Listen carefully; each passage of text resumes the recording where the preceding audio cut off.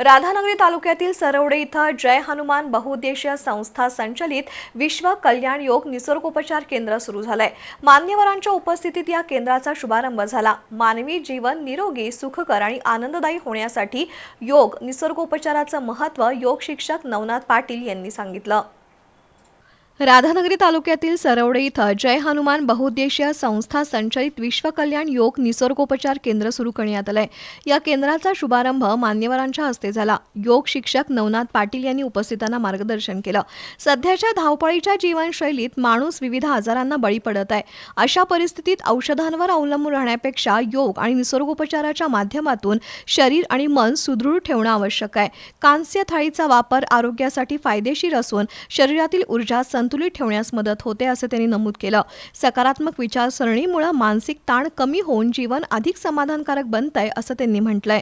केंद्राच्या माध्यमातून योग प्रशिक्षण, नैसर्गिक उपचार पद्धती, आहारविषयक मार्गदर्शन आणि आरोग्यविषयक जनजागृती उपक्रम राबवणार असल्याची माहिती आयोजकांनी दिली। याप्रसंगी शंकर पाटील, मुन्ना पाटील, दिग्विजय मोरे, सुभाष पाटील, एम.टी. पाटील, जयसिंग पाटील, सुनील कांबळे उपस्थित होते।